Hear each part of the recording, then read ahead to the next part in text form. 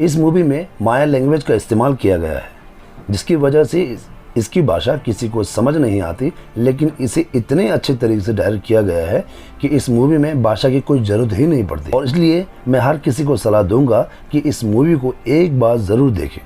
और अब मूवी की बात करते हैं। मूवी की शुरुआत में एक जंगल दिखाया जाता है। उस जंगल में एक जंगली कबीला एक जंगली सूअर का शिकार कर रहा होता है। सूअर भाग रहा होता है। सूअर को पकड़ने के लिए अलग अलग तरीक़ों से कोशिश कर रहा होता है। तभी सूअर का पैर एक रस्सी से टकराता है, जो कि उन्होंने एक फंदा लगाया होता है। दरअसल वो इस तरह के फंदे जंगल में लगा कर रखते हैं। तो जैसे ही सूअर का पैर रस्सी से टकराता है, सामने से एक बहुत बड़ा लकड़ी का टुकड़ा आता है, जिसमें नुकीले नुकीले लकड़ियाँ लगी होती है और सूअर के पेट में घुस जाता है और सूअर मर जाता है। और यह कबीला बहुत खुश हो जाता है। यह जो कबीला है आपस में बहुत खुशी से मिल के रहते हैं और फिर शिकार को वहीं पर काटते हैं और सभी लोग टुकड़ा टुकड़ा आपस में बांट लेते हैं। किसी को कान देते हैं, किसी को दिल देते हैं। उनमें से एक ऐसा इंसान होता है जिसका संतान नहीं हो रहा होता है। सब लोग उससे बहुत मजाक करते हैं। जब उसका बारी आता है तब उसके लिए सूअर का टेस्टिस निकाल कर देते हैं और कहते हैं कि इसे खा लो तो तुम्हारा संतान हो जाएगा। वो बोलता है कि तुम लोग झूठ बोल रहे हो। उनमें से एक इंसान बोलता है कि मैं झूठ नहीं बोल रहा हूँ, मेरे पिता ने इसे 10 बार खाया था और अब मेरे 8 बहनें हैं और एक बड़ा भाई है और मैं हूँ। टोटल हम 10 भाई बहन हैं। यही इस मूवी का हीरो होता है। इस बात को सुनकर वह इसे खाने का कोशिश करता है, पर उसे खा नहीं पाता है। उसका टेस्ट बहुत बेकार होता है और सब लोग उसे देखकर हंसने लगते हैं। सभी लोग दरअसल उसका मजाक उड़ा रहा होता है और फिर आपस में झगड़ने लगते हैं। तभी हीरो का बाप वहाँ आता है और बोलता है कि हाँ, मैंने इसी तरह के टेस्टिस कई बार खाया है, कहकर उनकी लड़ाई को छुड़ा देता है और फिर उसे एक कोने में ले जाकर कहता है कि तुम हर बार इनकी मजाक का पात्र क्यों बनते हो। तो वो कहता है कि मेरा संतान नहीं हो रहा, इसलिए ये लोग मेरा मजाक उड़ाते ही रहते हैं। वो कहते हैं कि मेरे पास एक दवा है, उसे यूज़ करने से तुम्हारा बच्चा हो जाएगा। वो कहता है कि ऐसा सच में हो सकता है तो मैं इसे खा लेता हूँ। वो कहता है कि नहीं, इसे खाना नहीं है, पर संभोग करने से पहले इसे लगाना है, पर याद रखना ये बहुत स्ट्रॉन्ग है। वो इसे ठीक है कहकर फिर दोस्तों के साथ बैठ जाता है।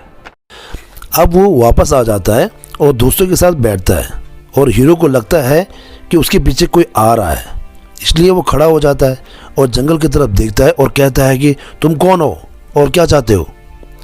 तभी वहाँ से एक आदिवासी आता है और 4 बड़े बड़े मछलियाँ उनके आगे रख देता है और कहता है कि हम सिर्फ यहाँ से गुजरना चाहते हैं। वह लोग वहाँ रखे हुए मछलियों को वहाँ से उठा लेते हैं और उनका शिकार का एक टुकड़ा उन्हें दे देता है और उन्हें वहाँ से गुजरने के लिए परमिशन दे देता है।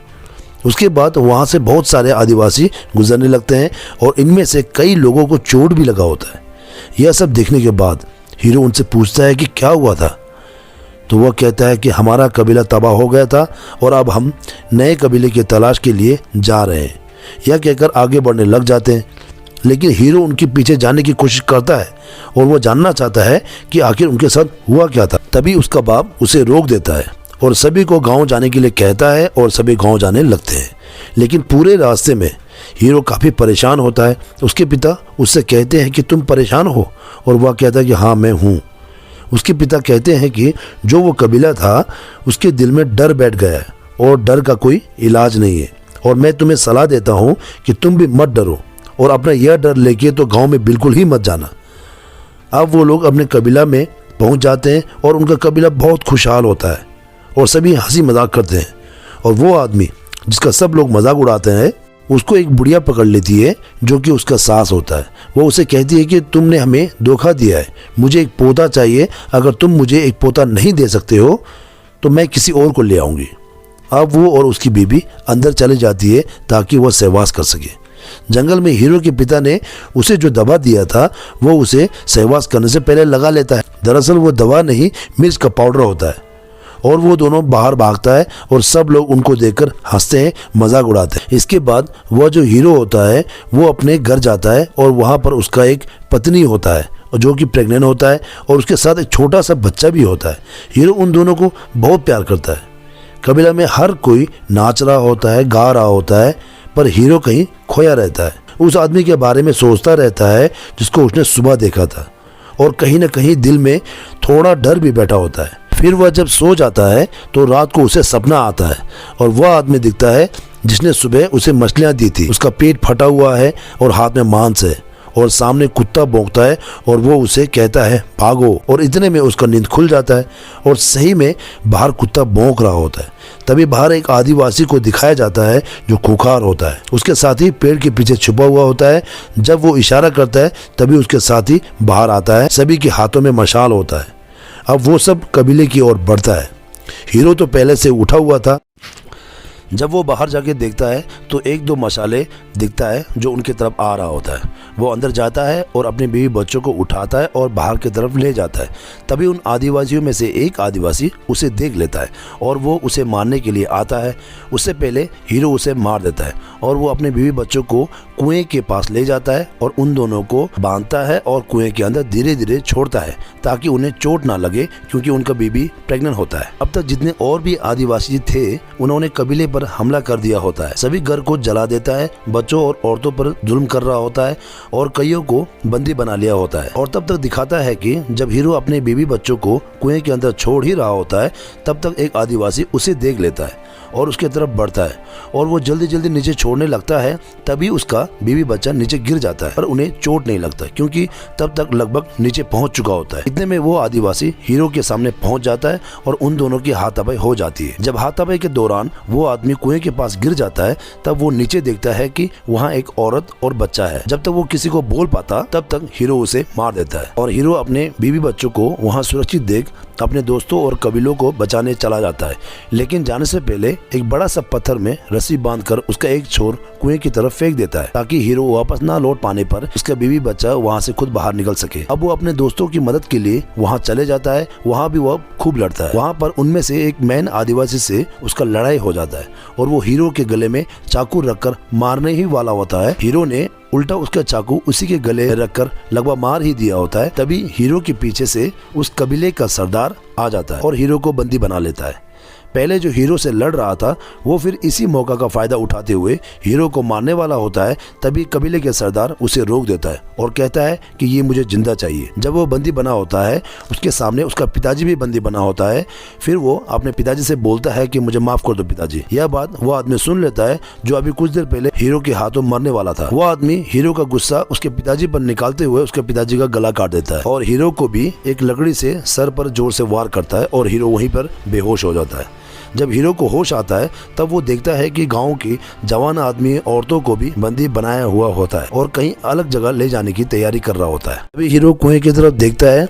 जब वो हीरो कुएं की तरफ देख रहा होता है तो वही आदमी जिसने उसके पिताजी को मारा था वो उसे देख लेता है और उसे शक हो जाता है कि कुएं की तरफ कोई है। वहाँ जाकर वो देखता है कि उसके एक साथी की लाश पड़ी होती है जिसको हीरो ने मारा होता है। वो कुएं के अंदर झांकता है तो कुएं के अंदर कुछ नहीं दिखाई देता, क्योंकि हीरो वाइफ जो होता है अंदर उनको पता लग जाता है कि ऊपर कोई है और वो छोटे से एक सुरंग टाइप का एक बना होता है। उसके अंदर वो अपने बच्चे को लेकर छिप जाती है। लेकिन उसे अभी भी शक होता है कि कुएं के अंदर कुछ न कुछ गड़बड़ तो है, क्योंकि उसमें एक रस्सी भी लगी होती है। इसके बाद वो एक बड़ा सा पत्थर लेता है और कुएं के अंदर फेंक देता है ताकि कोई हो तो उसमें लग के मर जाए। रस्सी को काट कर वापस आते हैं।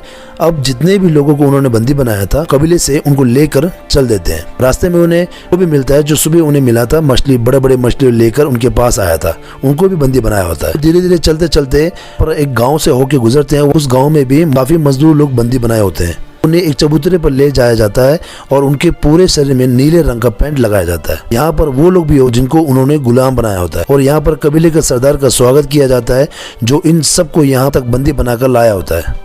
एक आदमी पूछता है कि कितने बंदी है।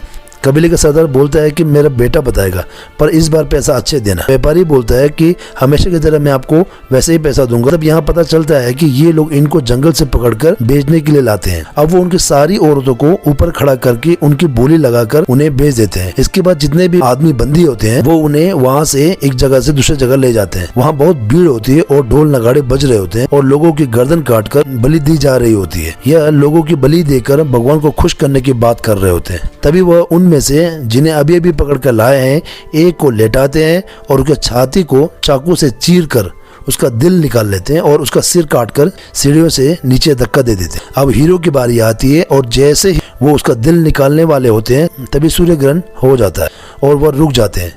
इसके बाद वह कुछ मंत्र पढ़ते हैं और सूर्य ग्रहण खत्म होने के बाद उन सबको दूसरी जगह ले जाते हैं और दूर ग्राउंड के अंत में झाड़ियाँ होती है और झाड़ियों के बाद जंगल। वह उन्हें बोलता है कि तुम भागो और अपने जंगल चले जाओ। अब जो उन्हें यहाँ पकड़ कर लाए हैं उनका सरदार अपने बेटे को झाड़ियों के पास भेज देता है ताकि अगर कोई बच जाए तो उसे वहाँ पर उसका सरदार का बेटा उसे मार दे। सबसे पहले 2 लोगों का बारी आता है, उनको भागने के लिए बोलता है और भागते समय पीछे से वह लोग उन्हें तीर बाले से उनकी हत्या कर देते हैं। अब हीरो की बारी आती है। जब हीरो भाग रहा होता है तो उसे भी पीछे से कई बार मारते हैं मगर लगता नहीं। आखिर में झाड़ी के सामने पहुंचते समय कबीले का सरदार वो एक तीर मारता है, उसके छाती से आर पार हो जाता है, वो वहीं गिर जाता है और गिर कर जैसे रैंक के आगे बढ़ रहा होता है तब तक कबीले का सरदार का बेटा जो झाड़ी में के सामने खड़ा होता है वो आकर उसे मारने ही वाला होता है तो उसके सामने में एक घायल साथी उसका पैर खींच लेता है और वो बच जाता है। उतने में उसके शरीर से आर पार जो धनुष था उसे वो तोड़कर उसके गले को काट देता है। कबीले का सरदार का बेटा वो वहीं पर मर जाता है। इतने को देख कबीले का सरदार गुस्से से हीरो के पीछे करता है और हीरो भागता है जंगल की ओर और वहाँ पर जंगल में छिपने के लिए पेड़ के ऊपर चढ़ जाता है। अब कबीले वाले भी हीरो को पकड़ने के लिए हीरो के पीछे पीछे जब भाग कर आ रहे होते हैं तो उसे देख नहीं पाते क्योंकि वो पेड़ के ऊपर बैठा होता है, लेकिन हीरो की बॉडी से खून टपक रहा होता है। तो जब कबीले वाले नीचे से गुजरते हैं तो एक आदमी के ऊपर हीरो का खून गिर जाता है। कबीले वाले आके उसके सामने में पहुंचते और कोई हलचल नहीं होता तो वो वहां पर रुक जाते हैं। तब कबीले का सरदार देखता है कि उसके एक आदमी के ऊपर खून गिरा हुआ है तो वो समझ जाता है कि खून पीठ पे गिरा है, यानी कि वो जमीन पर नहीं कहीं पेड़ पर छिपा हुआ है। अब हीरो इस पेड़ पर बैठा होता है, वहीं पर देखता है कि वो एक ब्लैक पैंथर का बच्चा भी सामने में होता है और तभी ब्लैक पैंथर भी आ रहा होता है। अब हीरो भागना शुरू करता है उसी तरफ जिस तरफ वो उसे ढूंढ रहे होते हैं। अब हीरो की हलचल से कबीले वालों को पता लग जाता है कि आगे से कोई आ रहा है और वो भी उसका पीछा करने लग जाते हैं और हीरो के पीछे होता है ब्लैक पैंथर। अब ब्लैक पैंथर जैसे ही हीरो के करीब पहुंचने वाला होता है तभी कबीले का एक आदमी जो उसे ढूंढ रहे होते हैं वो ब्लैक पैंथर और हीरो के बीच में आ जाता है और ब्लैक पैंथर हीरो को छोड़कर उसके ऊपर अटैक कर देता है और उसे मार देता है और बाकी लोग जो उसके कबीले के लोग होते हैं वो भी वहां पर रुक जाते हैं और ब्लैक पैंथर को मार देता है। अब कहीं ना कहीं इन सब के दिल में एक हल्का सा डर पैदा होता है। तभी कबीले के सरदार बोलता है कि डर उसके दिल में है तभी हमसे भाग रहे हैं और हीरो भागते भागते उसके पास आगे बढ़ने के लिए रास्ता नहीं होता। बहुत बड़ा झरना होता है, उसको वहाँ से जंप मारने के सिवाय और कोई चारा नहीं होता है और वो वहाँ से जंप भी मार देता है और नीचे बच जाता है और वो वहाँ से चैलेंज करता है कि आ जाओ, मेरे यहाँ पे बाप ने भी जंगल में शिकार किया था, मैं भी शिकार करूंगा और मेरे बच्चे भी शिकार करेंगे।